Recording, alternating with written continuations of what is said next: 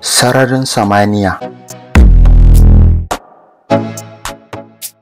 Na sani cewa dukkaninmu mukan ɗaga kawunanmu sama mu kalli faffaɗan sararin samaniya, muna masu cike da mamaki da kuma ɗimbin tambayoyi irinsu ko yaya taurari suke, ko ya nisansu yake, ko zamu iya zuwa gunsu da sauransu. To karkaɗe kunnuwanka ka ji ikon mai sama.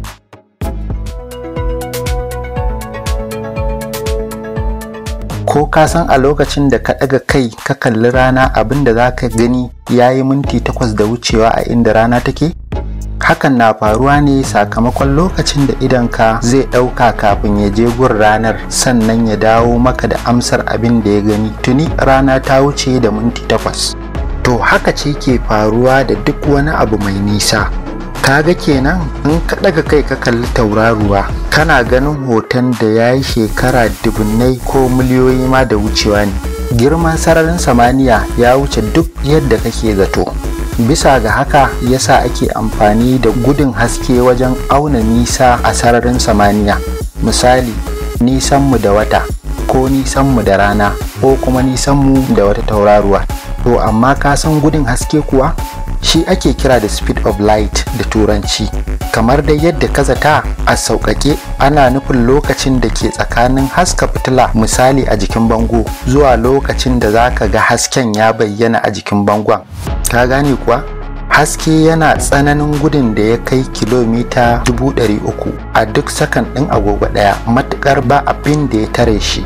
Kaga kenan inda za ka hau jirgin ko wata na'urar da ke da wannan gudun, to a sakan ɗaya na agogo za ka kewaye duniya sau 7.5. Idan muka kwatanta yin la'akari da jirgin da yake gudun kilomita 800 a awa ɗaya, sai ya yi awa 50 kafin ya kewaye duniya sau ɗaya.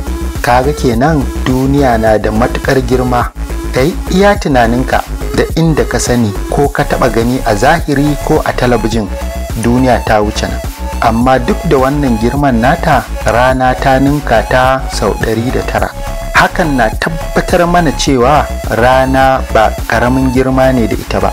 To ita kanta ranar akwai taurarin da suka ninka ta girma sama da sau 1000, irin su tauraruwar BY Canis Majoris da kuma tauraruwar UY Scuti.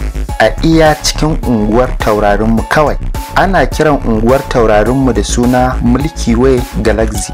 Akwai tauraruwa aƙalla guda miliyan 100,000.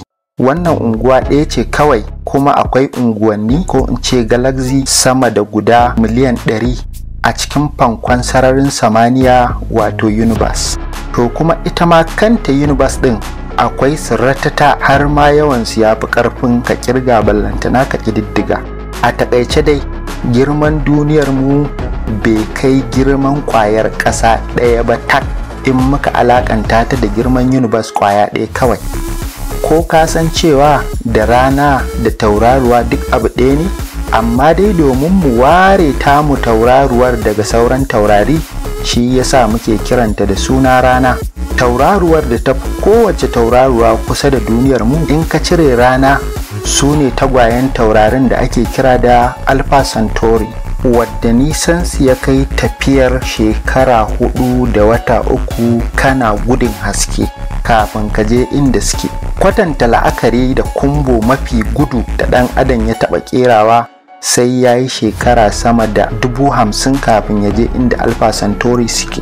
A tare da tauraruwa ɗaya daga cikin biyun taurarin Alpha Centauri mai suna Centauri B, akwai duniya mai kama da tamu kuma mai sinadarai irin na duniyarmu, kuma ana kyautata zaton za ta iya rainar rayuwa irin wadda muka sani. Domin samun wasu labaran masu ban al'ajabi da mamaki, a ci gaba da bibiyar mu a tashar mu ta duniyarmu. Mun gode.